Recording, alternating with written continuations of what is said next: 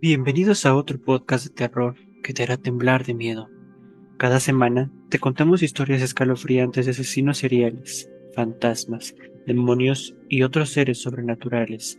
Así que, si te gusta el terror, entonces ese es el podcast para ti. Yo soy Javier Ornelas y esto es Extraños sucesos.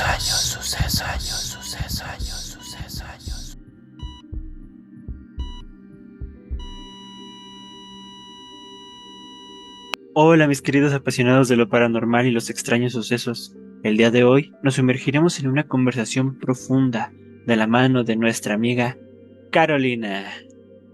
Caro, ¿cómo estás? Hola Javi, ¿qué tal?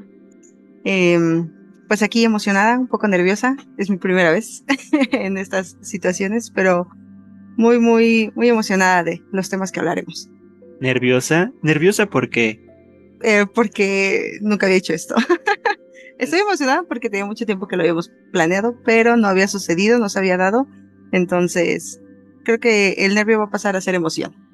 Perfecto, eso me gusta. El día de hoy exploraremos el caso de Pachita la curandera y el neurofisiólogo y psicólogo mexicano Jacobo Greenberg. Estoy seguro de que las experiencias de Caro y sus perspectivas nos ofrecerán una visión única y valiosa sobre este emblemático tema. Caro, ¿alguna vez habías escuchado hablar acerca de la historia o conoces la historia de Pachita la curandera y Jacobo Greenberg? Sí, Javi, mira, ya había estado un poco familiarizada con el tema. Ya tiene tiempo que soy apasionada de este tipo de temas, de personajes, de gente importante, digámoslo así, en este ámbito. Conozco un poco del trabajo que desarrollaba Pachita en sus tiempos, y también un poco de lo que hacía Jacobo Greenberg y de todos los estudios y todo lo que realizó en México, todo lo demás que también pudo haber hecho y lo importante que pudo haber sido para el conocimiento de la gente en general. Muy bien, ¿qué te parece si empezamos por hacer un pequeño resumen sobre quién es Jacobo Greenberg? ¿Va? Jacobo Greenberg fue un destacado neurocientífico mexicano nacido el 19 de julio de 1946. Se especializó en la investigación de la mente y la conciencia, centrándose en la relación entre la actividad cerebral y la experiencia consciente. Su trabajo abarcó temas como la percepción, la atención y los estados alterados de la conciencia. Greenberg fue reconocido por sus contribuciones pioneras en la integración de la ciencia y la espiritualidad, explorando la conexión entre la neurociencia y la meditación. Su enfoque se extendió a la comprensión científica de la espiritualidad, marcando una influencia en la exploración de la mente y la conciencia desde una perspectiva multidisciplinaria. Ok, de hecho esos estudios que él realizó a mí siempre me parecieron muy impresionantes. El nivel en el que él desarrolló todo su conocimiento, familiarizando ya sí, uniendo a algo científico con algo tal vez espiritual. Aquí en México creo que creemos demasiado en demasiadas cosas, llamándose además de religiones, cultos, y él llevó esa unión a otro nivel. No solo se enfocó en lo científico, en los hechos, sino también se dejó llevar por un creo que podría ser esto, creo que podría ser el otro, y desarrollarlo de una manera más comprensible o más científica, tal vez. Sí, digamos que fue como una apuesta muy, ¿cómo se les dice?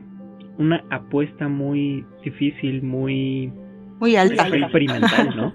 Fue una apuesta muy experimental, porque pues, como lo dices, o sea, relacionar la ciencia con la meditación, con la conciencia, con algo que no es totalmente tangible, o que muy pocas personas creen que es real, Uh-huh.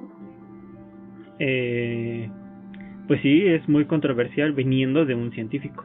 O sea, siento que pudo haber perdido muchísima credibilidad tan solo por citar esas palabras de voy a hacer que la ciencia tenga algo que ver con la espiritualidad, con el chamanismo, con la brujería, como algunos piensan que tal vez es todo esto, ¿no?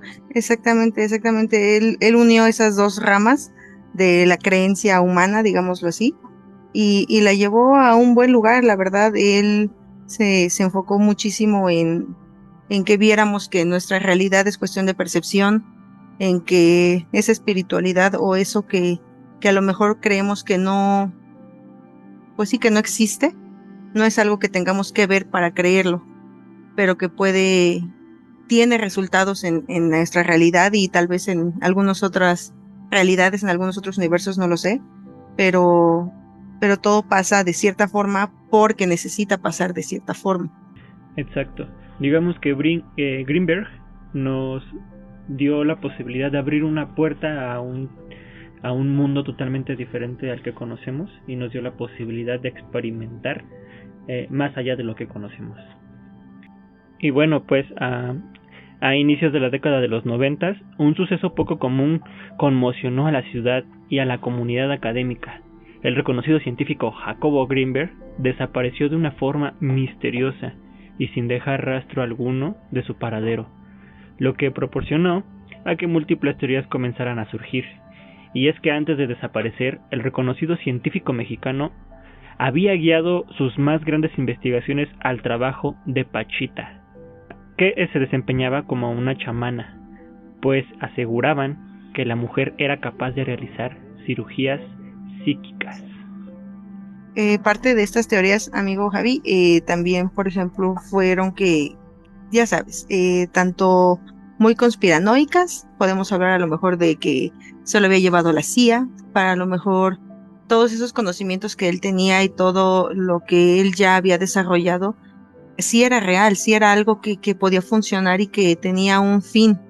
Y sabemos que de aquel lado todo es para un bien, no común, sino un bien propio.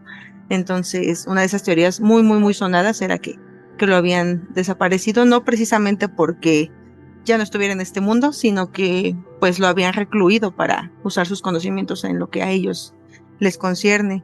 También había escuchado que literalmente había sido como un triángulo amoroso, que lo había desaparecido la esposa, pero después también desapareció la esposa. Entonces, miles de dudas surgieron ahí.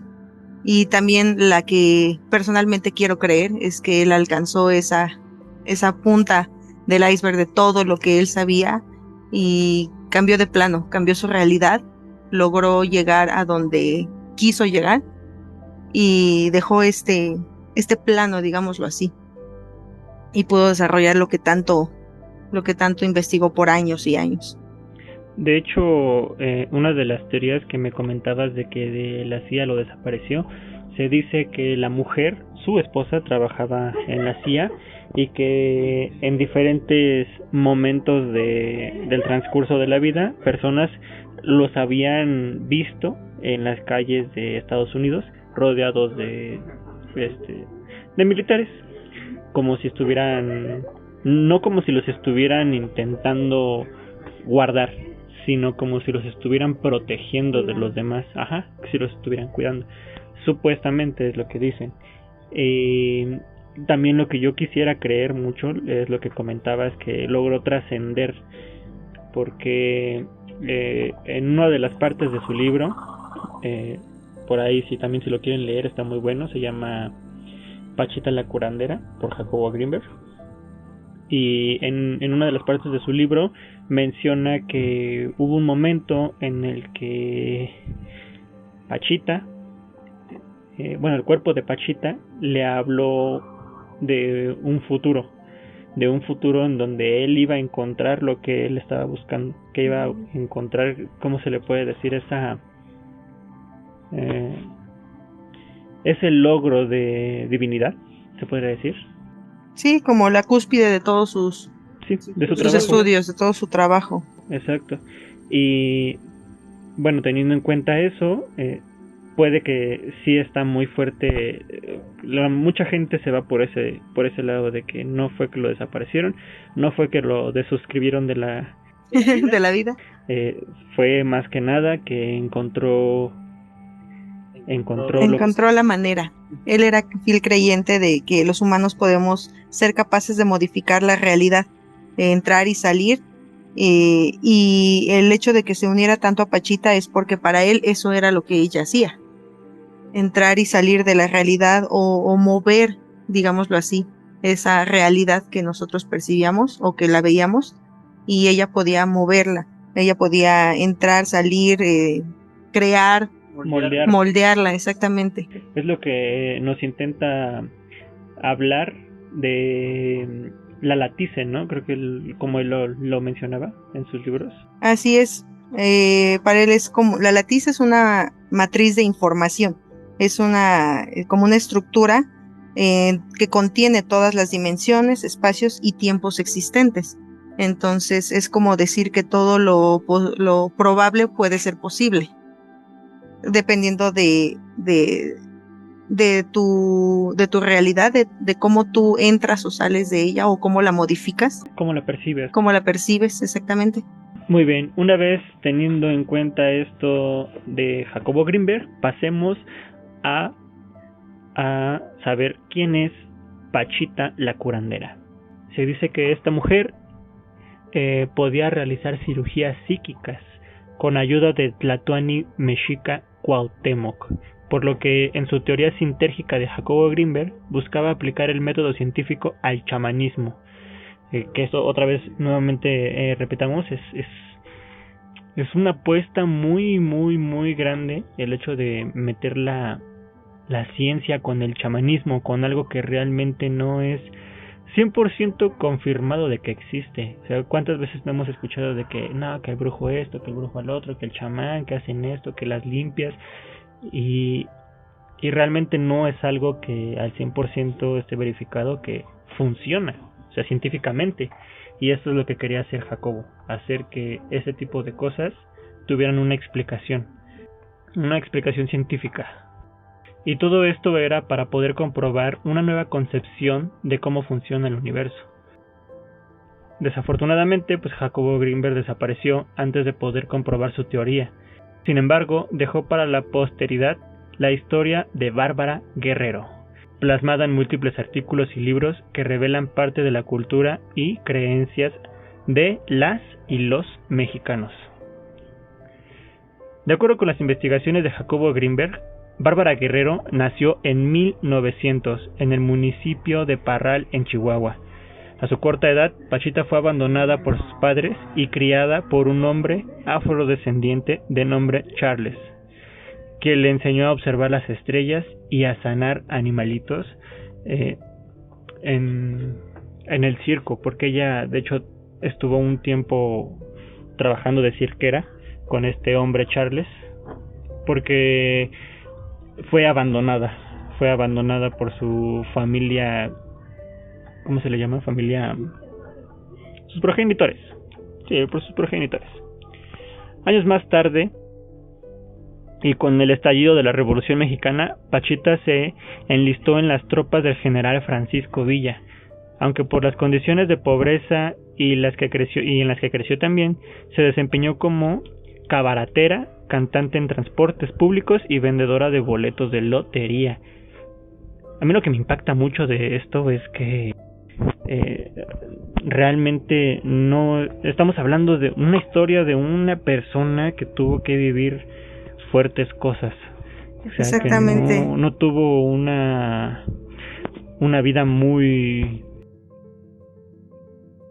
digámoslo así, como muy normal dentro de lo que era en esos tiempos. Sí. Le tocó batallar bastante y por lo visto no era algo que ella fuera desarrollando desde niña, como muchas veces pasa, o conocemos gente que a lo mejor desde muy pequeños están en el ámbito y es a lo mejor una habilidad que van desarrollando o que nacieron con ella, como muchas personas también dicen. Ella la adquirió bajo conocimiento ya siendo, digámoslo así, un adulto. Sí, de hecho es lo que más me sorprende, o sea, que tuvo esa habilidad para poder llevar a algo más lo que su tutor le enseñó, lo que le mostró. No fue sino hasta los 70s que la fama de Pachita comenzó a consolidarse en la Ciudad de México, pues la poderosa chamana se dedicó a atender a todo tipo de paciente, sin importar clase social, en la ahora llamada Casa de las Brujas, que está ubicada en la colonia Roma. De hecho, Caro, no sé si tú conozcas esa casa.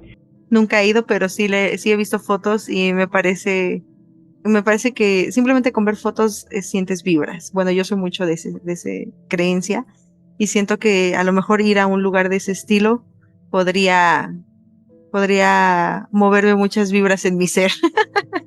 De hecho, esa casa de las brujas en la Roma es muy conocida más que nada por Pachita y por lo que su nombre lo dice, ¿no? Casa de las brujas, porque se decía que antes ahí vivían brujas.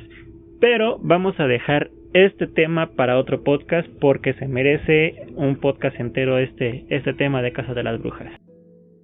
Bueno, ahí en la que actualmente es la Casa de las Brujas en la Colonia Roma, Bárbara Guerrero realizaba cirugías misteriosas que consistían en abrir a sus pacientes con un cuchillo de monte para extraer órganos dañados y colocar un nuevo materializado a través de un portento. ¿Sabes? Me saca mucho de onda esto de que agarraba un cuchillo de monte, que abría a los pacientes, que sacaba órganos, que el órgano dañado, no sé, por ejemplo, tenías cáncer, algo así, sacaba el mal y materializaba así en su mano con solo alzarla, materializaba un órgano nuevo y tal cual a tu medida, nada más Solo embonaba y ya. Embonaba, cerraba y listo. Eso me saca mucho de onda. Sí, literal, hay fotos de los trabajos que ella realizaba. Obviamente son fotos en blanco y negro, pero, o sea, notas los detalles del tipo de cuchillo. O sea, estaba hasta oxidado. Sí. O sea, era un cuchillo viejo, así, de lo más insalubre del mundo. De lo más turbio. Sí, y no me imagino si de por sí el contarlo te hace cuestionarte demasiadas cosas, no me imagino el presenciarlo o el verlo. Sin ponernos en detalles de si creías o no que eso pasaba realmente, pero el ver algo de ese tipo, me imagino que sí te pone a cuestionarte demasiadas cosas. Actualmente se debería de cuestionar, porque quieras o no, pasó. Sí. O sea, pasó y mucha gente dice que fue real, mucha gente dice que no fue real, pero pasó, mucha gente se curó, mucha gente logró seguir su vida adelante gracias a Pachita, y es algo que a mí personalmente me hubiese gustado vivir, me hubiese gustado ver. Sí, la verdad sí, o sea, yo tengo como muy presente como que estas tres partes que fueron como las más sonadas, estas tres personas que estuvieron con ella tan cerca, como lo fue Jacobo Greenberg, como lo fue Alejandro Jodorowsky y como lo fue un francés, Maurice, no recuerdo el apellido claramente, no sé francés, pero siento que estas tres personas como de renombre estuvieron ahí, lo vivieron, lo presenciaron y cada quien bajo su propia perspectiva y sus propios conocimientos desarrollaron el qué era lo que estaba pasando ahí. Sí, de hecho, ya que hablabas acerca de, digámoslo así, celebridades, por así decirlo, corríjanme si me equivoco, pero también estuvo ahí la famosísima Candelaria, que no tengo así medio borroso el recuerdo del libro, que lo dijo Jacobo Greenberg en su libro de Pachita, que era la esposa de uno de los presidentes de México. Que esta personita fue sometida a cirugía por Pachita, que la curó, y a partir de ese momento esta señora empezó a ser seguidora fiel de Pachita y le ayudaba con sus operaciones, pero fue una esposa de un expresidente. Okay, sí, yo sí sabía que ya estaba a esos niveles, precisamente porque algo así sabía de que había entrado en ese mundo por alguien familiar a un expresidente. Claramente no era algo que se podía platicar o no era algo que se pudiera presumir, porque claramente un presidente no iba a decir que basaba sus decisiones de la nación en una chamana. Claramente que eso nunca iba a suceder, pero se dio, y gracias a ellos conoció a Jacobo Greenberg, porque se conocieron de hecho en Los Pinos. Sí, que es algo muy, muy, muy loquísimo, Porque ahorita que mencionas eso de que los políticos y el humanismo, es algo muy, muy, muy concurrido el tema de involucrar política, de involucrar personas con altos mandos, Ujú. e incluso personas que no se dedican a cosas tan buenas, Ajá, a dirigirse mucho con ese tipo de personalidades, ¿no? Con sí. personas chamanas, con brujas, con esto, con el otro. Está muy cañón que pues ese tipo de personas sí crean en esto, ¿vale? Digámoslo de este modo, que Ujú. crean, porque pues se dice y no se dice que van, que hacen, que rituales, que Sí, esto, que cuánta el otro. gente, sí, sí, sí, sí, sí, vas a lo mejor ya están en un nivel de poder o de peligro constante que necesitan, pues finalmente humanos, necesitamos sentirnos protegidos por algo más. Necesitamos sentir esa, porque eso es a lo que van. Para eso, yo creo que si tú platicas con algún chamán o con algún brujo, o no sé, por ejemplo, los que son adoradores a la Santa Muerte, todo esto, casi siempre los trabajos que piden son protecciones. O sea, toda esa gente, los buenos muy buenos o los malos muy malos, lo que piden son protecciones. De hecho, La gente no va para pedir casi favores. La gente ya está muy arriba. La que ya está muy arriba ya no pide favores, pide protección. Los que a lo mejor estamos más abajo, vamos a pedir favores, porque es lo que necesitamos. La gente va y pide lo que necesita. Y yo creo que en esos ámbitos ya lo que necesitan es sentir esa seguridad de que algo más los cuida, porque muchas veces saben que un guardaespaldas y unas balas no los van a salvar de ciertas situaciones o de ciertas personas que ellos saben que no lo están haciendo bien. y es que tienes mucha razón, tienes mucha razón. La mayoría de las personas a las que te vas a dirigir, que sean, digámoslo de esta manera, brujos respetables, chamanes que saben que lo que hacen, siento que 100% lo que dices van a confirmar que la gente de la alta alcurnia, por así de llamarlos, piden eso. Protección. Sí, es lo único que necesitan, sentirse de cierta forma seguros, con algo más grande que ellos, algo más fuerte que ellos, ¿no? Llámame también incluso mentiroso, pero ya desviándonos un poquito de ese tema. Pero si no estoy mal, se dice que incluso el mismísimo John Lennon vino desde los Estados Unidos, bueno, desde Londres, de Inglaterra, a visitar a Pachita. ¿Por qué? No sabemos, no se sabe, pero se dice que venía. Sí, yo también sé que muchas personalidades venían de diferentes partes del mundo, que ella sí fue un tema internacional. Y en su momento creo yo que muy pocas personas sabían realmente de ella, en su momento. En su momento siento que era como un teléfono descompuesto, que solamente ciertas personas específicas que sabían de ella o así, y a lo mejor de esa forma se fue creando eso de que sí existe o sí lo hace, sí es real, y fue llegando y fue llegando y fue llegando gente. Y ya los que eran como, pues de aquí, digámoslo aquí, mexicanos y todo esto, que era gente más humilde, era porque pues, ella trataba a todos por igual. O sea, a ella no le importaba que trajeras fajos de billetes porque realmente ella no cobraba un servicio, porque para ella no era un negocio. Para ella era ayudar a la gente, entonces a ella no le importaba de dónde vinieras o qué tan importante fueras en ciertos lugares. Ella atendía como podía y a los que podía. Porque obviamente también ella decía que era también un trabajo pesado, porque ella se sentía muy cansada al terminar todo esto, por la forma en la que desarrollaban las cosas. No era un cansancio físico de que estuviera cargando a las personas, pero era un esfuerzo físico por el estado mental en el que ella se movía para que el Tlatoani bajara a ella. Sí, de hecho, yo me imagino que ha de haber sido no tan solo físico, sino que también mental.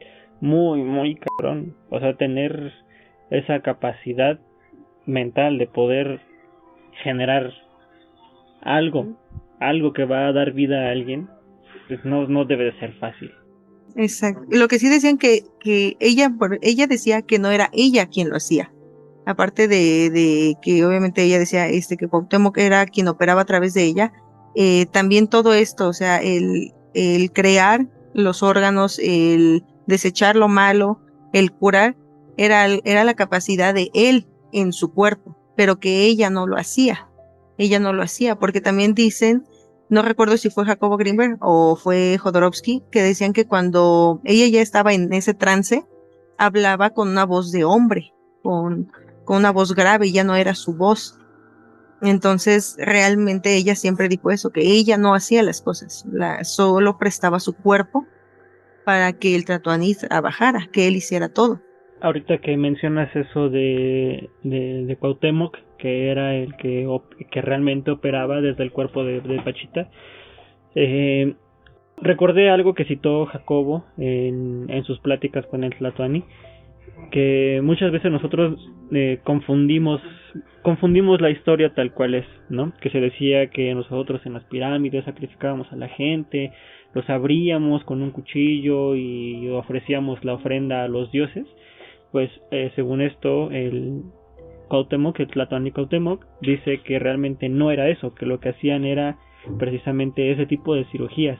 Ajá. Que él hacía las cirugías en esos tiempos y que nosotros lo confundíamos con sacrificios, pero que realmente lo que hacían ahí era operar a la gente para darles una mejor vida. Exactamente, me gusta esa idea, porque realmente sabemos 100% que después de la conquista pues todo se tergiversó por los españoles y por la idea de cambiar la mentalidad de la gente, el decir que todo lo que hacíamos aquí estaba mal, todo lo que la cultura como tal que estaba aquí era algo malo, éramos malos, digámoslo así, para poder ellos desarrollarle un miedo a las personas y poder manipularlos de cierta forma. Entonces, muy probablemente sí, o sea, pudo haber sido de esa forma. Ellos hacían cirugías, estaban en otro nivel de conocimientos de conciencia, y para los españoles el llegar y ver algo así que jamás en su vida se podrían haber imaginado que podría existir, ha de haber sido como algo abominable, algo increíble de ver.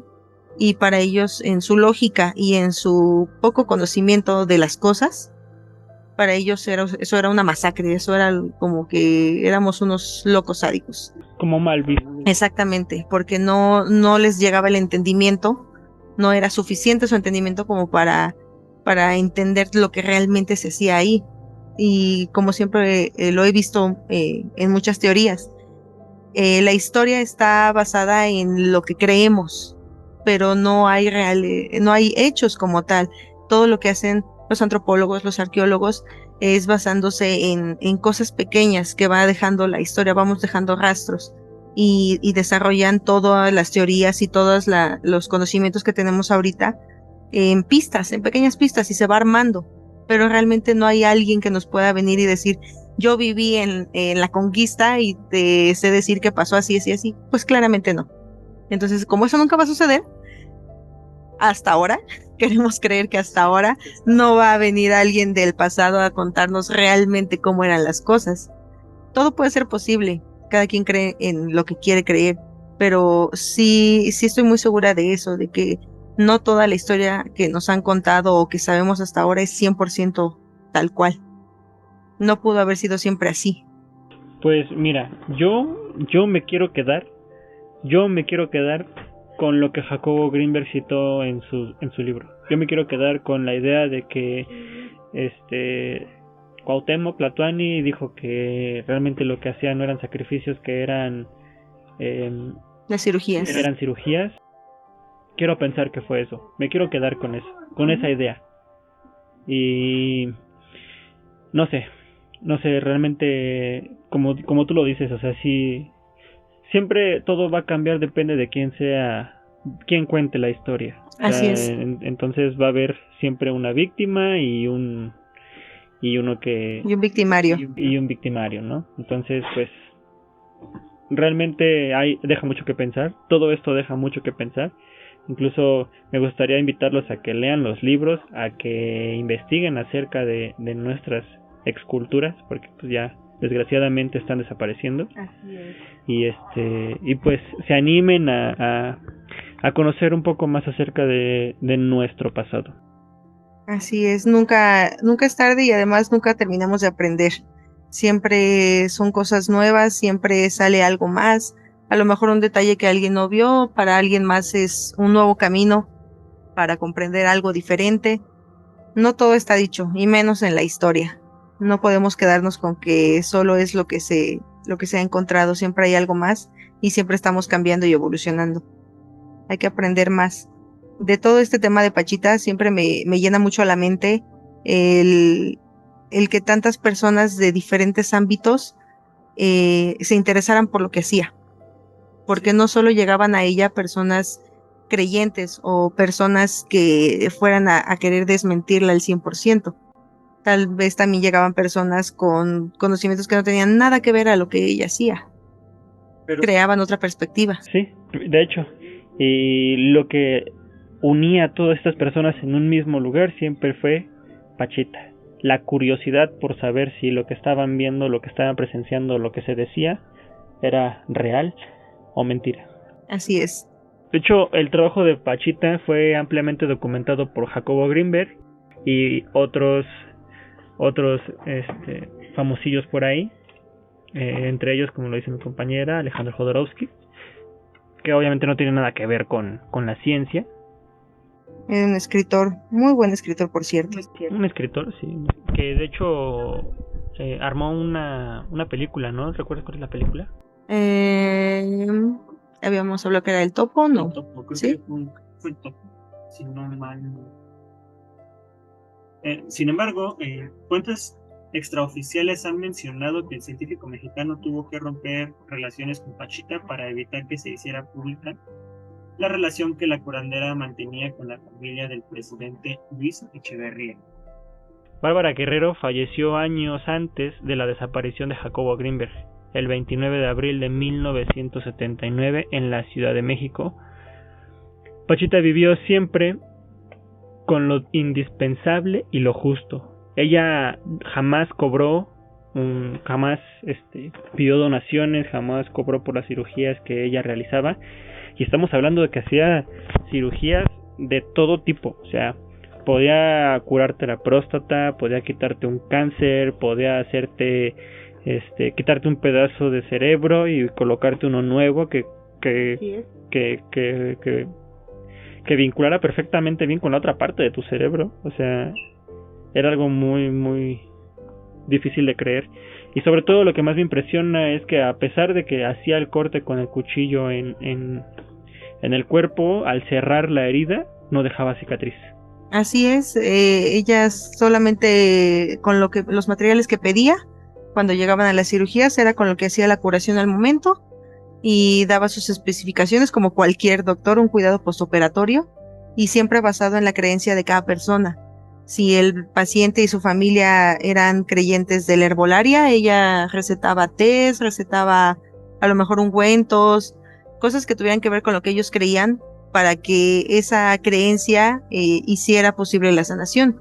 Si la persona creía en medicamentos, tal vez, y que tal vez ella había sido su última opción, ok, si tú crees en medicamentos, ella recetaba medicamentos también. Y siempre fue muy enfática con el reposo, con no moverse, el dejar que el órgano, digámoslo así, encontrara su propio lugar y su estado junto con todo tu cuerpo.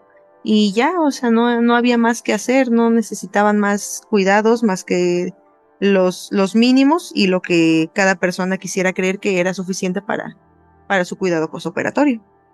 De hecho, se dice que después de las cirugías, cuando cerraban la herida, se les pedía que estuvieran, no me acuerdo si 30 minutos o una hora, reposando. Y que si ellos no hacían caso a estas indicaciones, fallecían. Ok, sí sabía que los tenía hasta como en un cuarto oscuro, porque de hecho también hasta donde hacía las cirugías no había luz directa, porque ella decía que la luz dañaba los órganos. Entonces todo lo hacían en una luz tenue y cuando terminaba la cirugía, a donde pasaban a los pacientes, por así decirlo, también era casi a oscuras, que esto era como muy, muy, muy importante. De hecho, la luz que utilizaban no era luz artificial, no eran focos, sino eran velas. Eran velas. Para que fuera luz indirecta. De hecho, acabo de recordar, una de las personalidades que fueron a ver a Pachita fue un psicólogo estadounidense que se llama Stanley Krippner, si lo estoy diciendo bien, creo. Si no, corríjanme. El antropólogo médico Alberto Villolodo y el investigador paranormal español Salvador Freixedo. Ese es uno de los que más o menos me acabo de recordar que también trabajaron ahí con el tema de investigación de Pachita. Así es, como te digo, fue un tema tan grande ella que personas de cualquier conocimiento, de cualquier estudio o carrera o lo que fuera que desarrollaran, estaban interesados en ver lo que realmente ella hacía. Sí, y como te digo, cada quien lo tomaba desde su propia perspectiva. Por ejemplo, yo de lo que leí que escribió Jodorowsky, para él no era tal una chamana, él le llamó una bruja. De hecho, sí, le llamó una bruja. Bueno, desde sus conocimientos, ¿no? Exactamente, es como te digo, cada quien al conocerla o al ver lo que hacía, desarrolló su propia tesis sobre cómo lo hacía, basándose en en lo que ellos creían o en lo que ellos conocían de las cosas.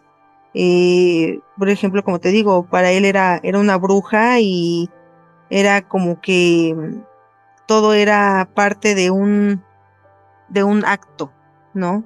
De un acto hacia a las personas que lo veían. Y por ejemplo, para Maurice, el francés, él desarrolló que todo era un placebo, que todo lo que hacía, no como no explicaba él detenidamente una cosa con otra, pero sí mencionaba que para él todo esto era un placebo. Ella convencía ella lo que tenía, el poder que ella tenía era de convencer a las personas de que con lo que ella estaba haciendo se iban a curar, que ese era como el don de ella, más bien el del poder del convencimiento y que todo era un placebo. Eso fue lo que, por ejemplo, manejó Maurice. Y para Jodorowsky eran casi como que pases mágicos y cosas de brujería lo que ella hacía cuando él estuvo ahí también mucho tiempo a un lado de ella viendo las cosas, completamente impresionado, pero tratando de encontrar la lógica. Y Jacobo Greenberg no quiso encontrar una lógica para él, basado en todo lo que él ya sabía de las realidades, de las cosas más científicas. Para él ya no era encontrar un por qué, sino un cómo. Y creo que por eso nos apasiona, creo, un poco más a ti y a mí, el lado de lo que él desarrolló, más que cualquier otra persona, porque él lo basa en cómo, o sea, él quería saber cómo estaba pasando las cosas, nunca puso en duda lo que hacía, solo era el cómo sucedían las cosas. De hecho, ¿no? O sea, respetaba el hecho de que pudiese o no pudiese existir, pero intentaba buscar una lógica y una forma de recrear eso desde el poder de tu mente. Sí, la realidad en la que estamos, y tú, es como el experimento, que no recuerdo el nombre, que está a la fecha, no es es un experimento real y que no se ha podido entender para ningún científico, lo de los átomos por la rendija. Si tú los observas, cambian de dirección, digámoslo así. Y es algo que no se entiende. Bueno, no han tenido razón científica como tal.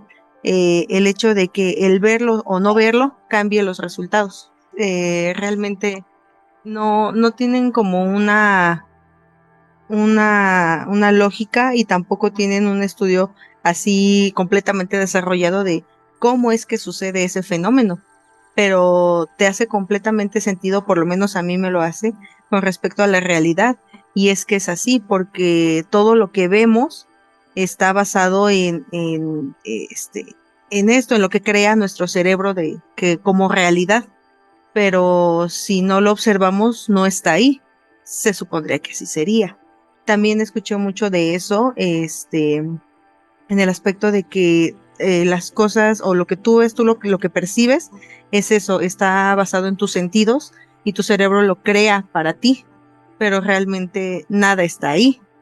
O también el hecho del tacto, es una sensación, porque es algo que tu cerebro está desarrollando para que encuentres una lógica, ¿no? Como para darle un sentido a la situación, pero realmente los átomos nunca se tocan. Exacto. Entonces, no estás tocando nada, nunca realmente tocas nada, solo son sensaciones.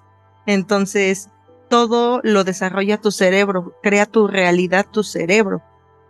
Entonces, este experimento es eso, el decirte que si tú lo ves, ahí está. Si no lo ves, puede seguir estando o puede no estar. O sea, no lo tienen desarrollado, no lo tienen comprobado con nada, porque todas las veces que desarrollaron el experimento fueron los mismos resultados. Si no lo veían era de una forma, si lo veían era de otra. Y el observar dentro del método científico no es solo el verlo con los ojos de una persona. El observar el resultado de un experimento es a lo mejor poner cámaras, y todo eso. No tiene que haber una persona ahí viéndolo, pero se observa el resultado. Entonces, eso es lo que hacía que cambiara. ¿Por qué? Porque una vez que pasaban los átomos por la rendija, del otro lado había una placa. Entonces, veían la diferencia de los resultados en la forma en la que pegaban los átomos a esa placa. Si pasaban por las rendijas o se esparcían alrededor, digámoslo así, de la placa que tenían las rendijas. Exacto, porque si está la rendija y pasas algo por la rendija, obviamente cuando choca con la pared va a tener la forma de la rendija, así es. Y cuando no lo observaban, no lo hacía. Entonces, sí, no tiene digámoslo así, un resultado científico que avale este experimento, pero para los que a lo mejor somos apasionados de creer que todo esto es creado, no hecho, entonces tiene todo el sentido del mundo. Lo que observas es lo que hay y lo que no observas probablemente no esté. De hecho, te digo, yo me veo muy curioso en ese aspecto y me gusta creer que todo eso que no tiene explicación alguna es más real de lo que creemos. Digo, yo ahorita tal vez no estoy viendo, no sé, la Torre Eiffel, ¿no? Pero hay alguien más que la está viendo y eso lo vuelve de cierta manera real para nosotros que no estamos percibiendo ese entorno. Uh-huh. Que no estamos ahí para observarlo, y es también parte del conocimiento o de todo esto de la colmena, que también es un estudio realizado. Cuando muchas personas creen en lo mismo, se vuelve algo real, digámoslo así. Entonces, el hecho no es platicarlo de persona a persona, sino que es una creencia popular y son conocimientos adquiridos a nivel mundial. Entonces, como tal, todos vamos desarrollando ese conocimiento y lo vamos, digámoslo así, lo vamos enseñando o lo vamos dejando para las siguientes generaciones, y son conocimientos adquiridos que ya se vuelven un hecho para las siguientes generaciones. Sí.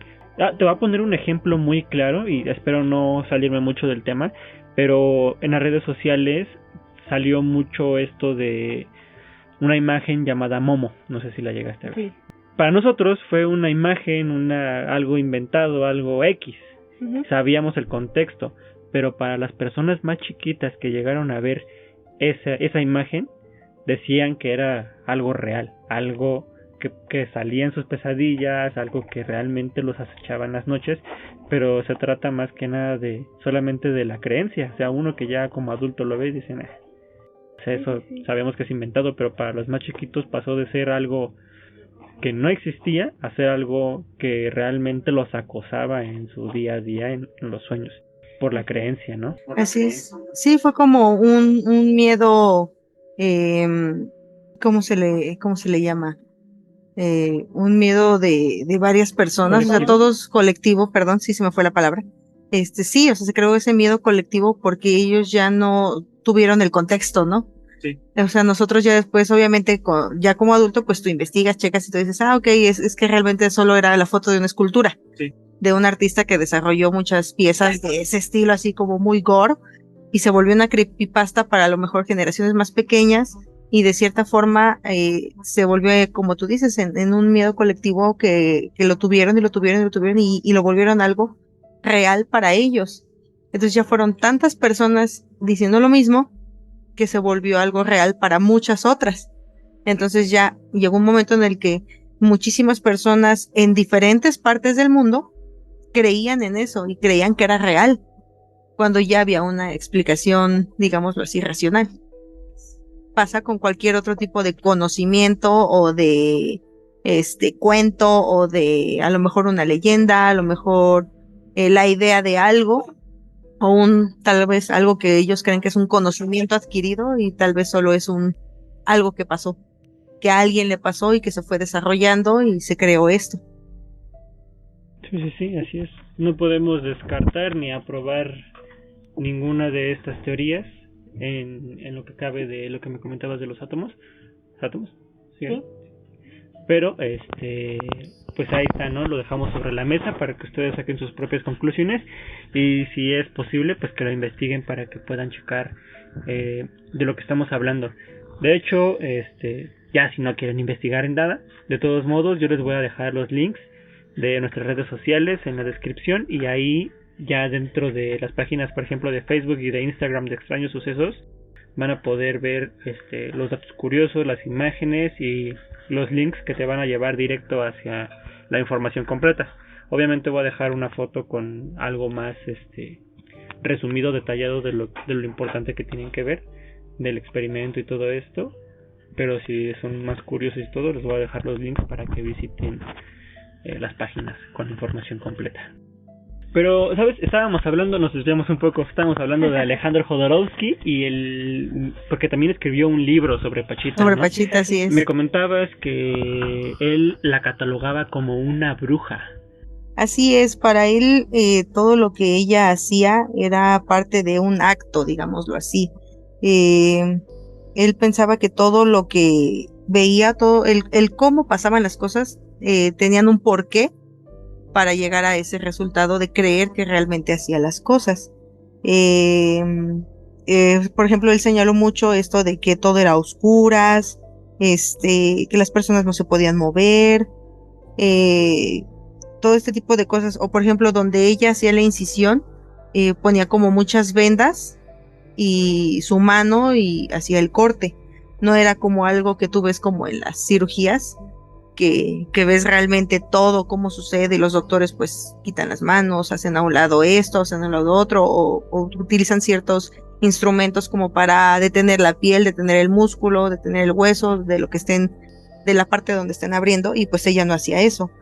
Entonces para él todos estos como pequeños detalles que él notaba hacían la diferencia y eran parte de todo, pues sí, de todo lo mágico que ella desarrollaba. Llegó a pensar también en que los órganos que según creaba, no realmente los creaba, sino que era como una prestidigitación, una habilidad con las manos, el que le pusieran los órganos sus demás ayudantes en las manos y que realmente no eran órganos de personas, que eran de animales o cosas así y que solo fingían hacer todo esto. Uh-huh. Entonces para él siempre fue eso, que ella tenía todo esto como armado, digámoslo así. Pero muy bien armado, Demasiado como para que tanta gente creyera y fuera 100% convencida de que las cosas sucedían. Para la fecha en la que estaban, con las posibilidades que tenían y toda esta onda, se me hace muy, muy, muy increíble que hayan pensado de esa manera, que todo era una obra de teatro montada perfectamente. Si digamos que dándole la veracidad a Jodorowsky, en dado caso de que fuese así, uh-huh, pues era muy buena entonces en lo que estaba haciendo, Exactamente. Y pues te decía de Maurice también, de cierta forma también creía, pues sí, en parte eso, ¿no? De que todo esto no era algo real. Él jamás lo vio como algo real. Tampoco lo pudo comprobar, o sea, a lo mejor, te comento, muchos desarrollaban sus teorías basados en sus propios conocimientos, pero que alguien pudiera desmentirla al 100%, que yo sepa, no sucedió. Ni el mismo Greenberg. O sea, nadie pudo decir, no, yo la caché haciendo esto, o yo vi esto, y estando ellos ahí. O sea, aun cuando, por ejemplo, lo de Jodorowsky o Maurice, que lo dudaron 100% y que le encontraban otro sentido a lo que hacía, pero realmente no tenían pruebas de que fuera o no fuera real. Incluso Jodorowsky fue uno de los pacientes de Pachita, no sé si sabías de eso. No llegué a ese punto. Cuéntamelo. No recuerdo bien si estaba mal del hígado, del riñón. Creo que era del hígado. Pero fue paciente de Pachita. Según él, relata en su libro que le cortaron la carne con tijeras y que sintió, pero no dolió. Que sintió cómo cortaban la carne, cómo metían la mano, cómo sacaban el hígado y metían uno nuevo. lo cuenta él, ¿no? O sea, que sintió todo eso, que muchas personas han dicho, nada, pero cómo va a sentir, qué es lo que se siente, que le corten la carne con las tijeras y nunca lo han hecho. Bueno, debe de ser una sensación muy realista la que sintió, que realmente supo cómo describir la sensación, digo, porque no creo que sea muy sencillo describir que esa sensación que te están cortando la piel con tijeras, ¿sabes? O sea, me vuela la cabeza. Entonces el mismo Jodorowsky fue operado por Pachita del hígado, y resulta que después de su operación no volvió a tener ningún problema, malestar con el hígado. No solamente fue él, sino también su esposa de Jodorowsky también fue operada por Pachita, y no recuerdo si era de artes marciales o boxeador, tenía un desgarre, o sea, una bolita en el brazo. Ajá. Y ya había sido intervenido por diferentes doctores, incluso de Francia, que se supone en esas fechas eran de los mejores, y le habían dicho que nunca más iba a volver a pelear. Entonces Jodorowsky lo invitó a que conociera a Pachita, fue operado por Pachita, y resulta que ese desgarre, ese mal que tenía, desapareció. Entonces eso sí, y lo cuenta el mismo boxeador. Les voy a dejar la nota citando las palabras del boxeador, todo lo que dijo y lo que sucedió en la página de Instagram. Pero sí fue algo muy bueno, que te deja mucho que pensar, porque realmente ya estás escuchando de diferentes personalidades que lo ven de diferente manera, lo que pasaba con Pachita. Sí, yo también, bueno, he leído en diferentes foros, ya sabes, diferentes, a lo mejor videos de YouTube, enlaces de libros, todo esto, gente comentando, o sea, todavía a lo mejor en esta generación ya no hay como tal alguien que haya estado directamente con ella, pero sí a lo mejor hay hijos o nietos de personas que estuvieron con ella, que fueron tratados por ella, y que dicen, pues yo te cuento a lo mejor mi experiencia desde la perspectiva del paciente, ¿no? De que ellos dijeron, sí, es que sí, yo sentí tal cosa, y sí me curé, y sí sucedió, pero como te digo, también ya para ahorita ya son generaciones nuevas, ya no es como tal una persona que realmente haya estado ahí con ella, y yo, por lo menos yo no me he topado todavía con algún testimonio así, o sea, que diga yo, Jodorowsky, a lo mejor todavía con todo lo que escribió, y yo me he topado, te digo, con muchos cuentos así de que antes de tal cosa mi mamá tenía tal mal, a lo mejor tenía mal un pulmón, tenía algo así, y después de tratarse con ella o después de la cirugía, porque también o sea, ella no les hacía cirugías a todos los que llegaban.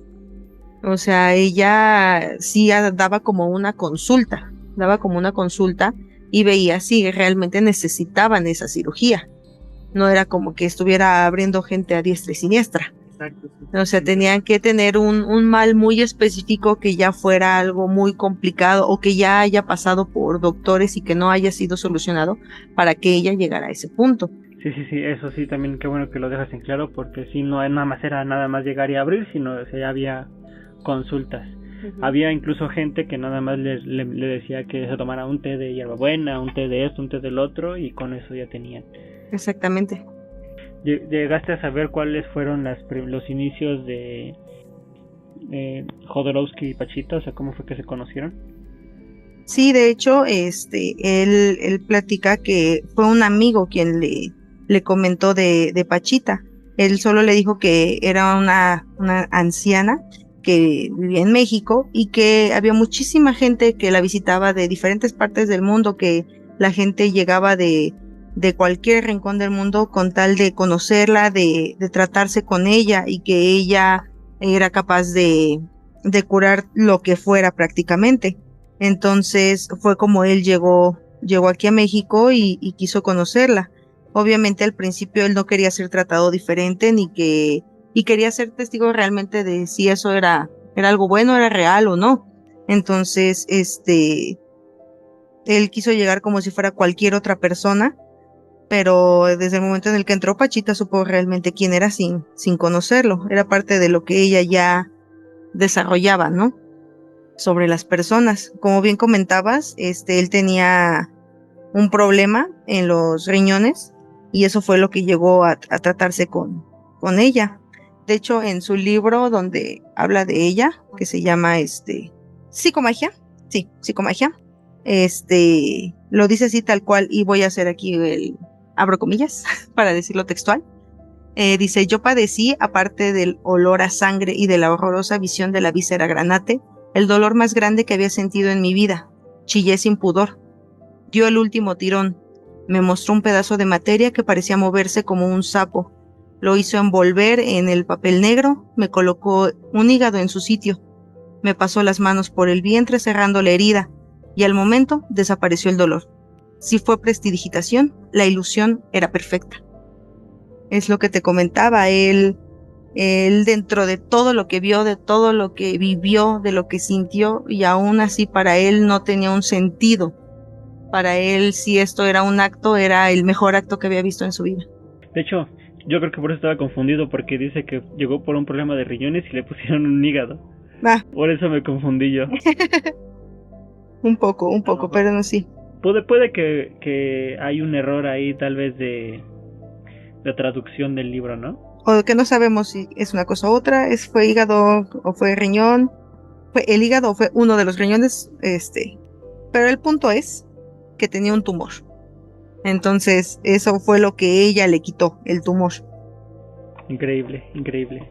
Parte de lo que él escribe en su libro, y me encanta, es un muy buen escritor, particularmente me gusta mucho, y la forma en la que siempre ha tenido muy particular de escribir y de describir las cosas, me agrada mucho. Entonces, la forma en la que él vivió eso es una perspectiva muy padre.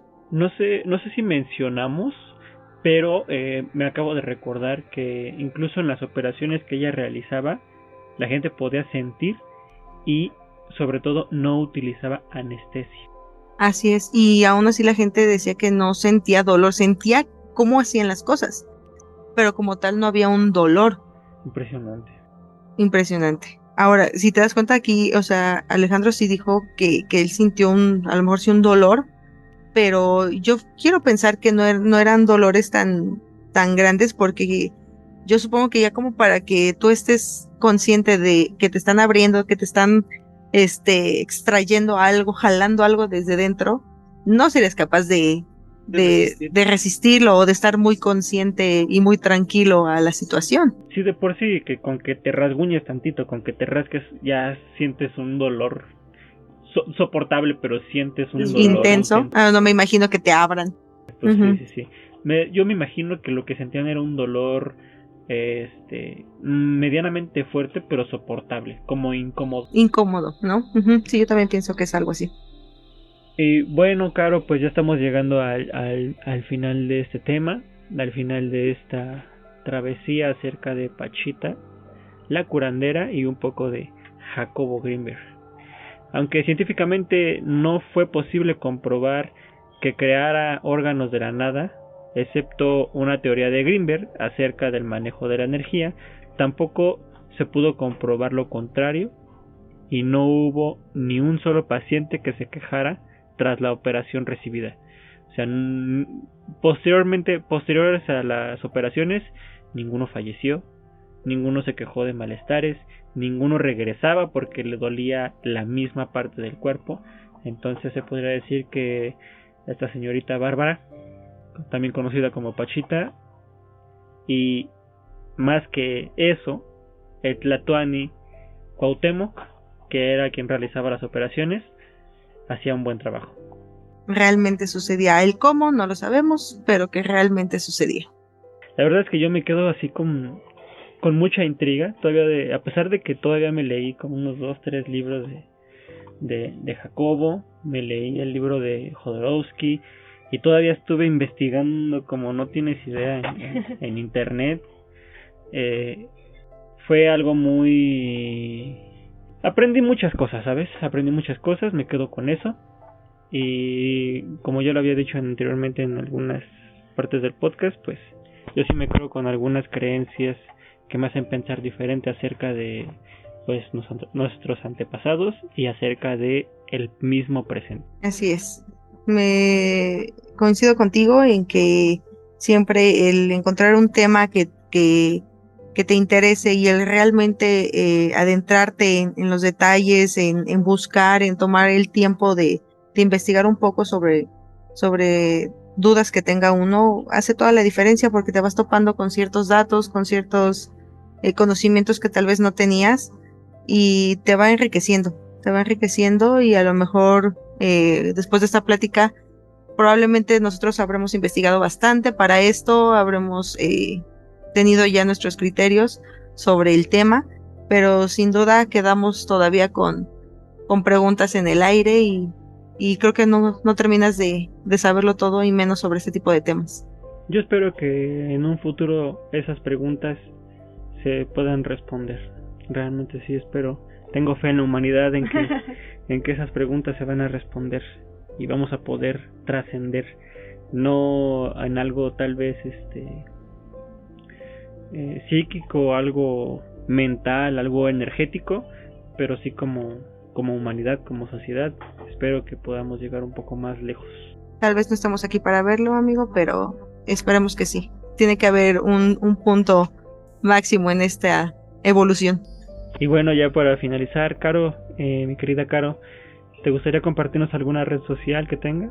Pues tengo Instagram y tengo Facebook, @Carolina Don Juan en Instagram, y Facebook también estoy como Carolina Don Juan. Así me encuentran. No tengo como un tema en específico de que suba en las redes, simplemente soy yo, mi día a día, algunas fotitos, X. Pero cualquier duda, platicar de este tipo de temas, sí se me da y me agrada. Entonces, si tienen datos que compartirme, enlaces que mandarme, adelante. Sí, yo recomiendo mucho que, bueno, ya ella lo dijo, cositas así que le compartan. La verdad es que es una persona con la que puedes tener una conversación de hasta 3 horas, 3 horas de la misma plática, y siempre hay algo nuevo que aprender de ella. Sí, síganla. Muchas gracias. Sí, me gusta mucho su forma de hablar y de expresarse.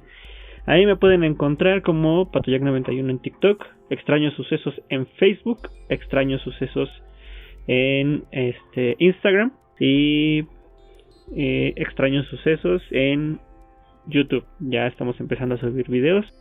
Gracias por sintonizarnos, siempre quise decir eso, gracias por sintonizarnos en este es su podcast favorito. Extraños Sucesos.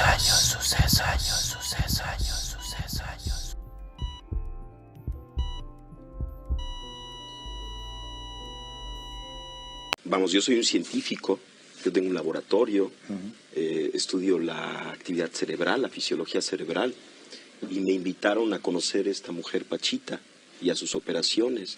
Y lo que yo vi ahí, en principio, contradecía todo concepto y todo conocimiento que yo tenía acerca de la realidad. Y a mí lo que me enseñó esto que vi, que Salvador pues lo estaba describiendo y que yo fui testigo también de aquello, lo que me enseñó es que yo no puedo decir cuál es el límite de la capacidad humana. A partir de esa experiencia yo no me atrevo a decir el ser humano no puede hacer esto, el cerebro tiene tal límite en su potencialidad, sino que parecería que estamos dentro de un continuo extensísimo y no conocemos cuáles son los extremos de este continuo. Por ejemplo, Pachita es uno de los casos más asombrosos que yo pude atestiguar. Yo trabajé con ella varios meses. Pachita venía un paciente a verla, por ejemplo, alguien que tenía un problema pulmonar, y entonces si ella decidía, de alguna manera podía percibir directamente lo que le sucedía al paciente y lo que el paciente requería para mejorar. Si el paciente necesitaba, ella hacía una operación en donde extraía los pulmones enfermos e injertaba pulmones sanos. Ahora, esto es inconcebible. Vamos, la cirugía actual ya empieza a hacer este tipo de operaciones, pero la forma en la que Pachita hacía estas operaciones era con prácticamente las manos vacías. El único instrumento que utilizaba era un cuchillo de monte, muy burdo, muy grande, y además las operaciones eran realizadas en minutos. Era casi instantáneo, ¿no? Lo que se hacía. Me asombraba cada vez más de la inexistencia de pasos intermedios. Esto es, Pachita sacaba el pulmón enfermo, injertaba el otro pulmón y listo. De alguna manera todo quedaba arreglado, como si no hubiera necesidad de una serie de procesos que normalmente uno supone que deben de ocurrir para la interconexión de los órganos injertados. Y al preguntarle al Pachita qué pasaba, cómo es que hacía este portento, ella decía que el proceso simplemente ocurría así. No solamente operaciones de pulmón, sino de corazón, de cerebro, cosas verdaderamente extraordinarias, siempre tenían esta característica en donde parecería que Pachita estaba localizada como ser sentiente, como ser sensible, en un nivel de la realidad en donde lo que ella deseaba ocurría. Yo he tratado de explicar esto en muchas formas y la verdad es que no he tenido mucho éxito, y lo último que he pensado, que le voy a platicar, es lo que más se acerca, de acuerdo con mis ideas, a un posible entendimiento de lo que sucedía. Decía antes que el cerebro, al interactuar con este campo informacional preespacial, como resultante final, crea la realidad perceptual.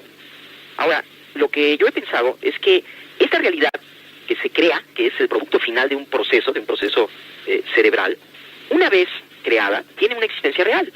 Esto es, lo que estamos viendo, los colores, las formas, existen en el nivel en este nivel que estoy mencionando. O sea, son al mismo tiempo un producto final de un procesamiento, pero ya que está esto, tienen existencia real. Pero existen como conciencia.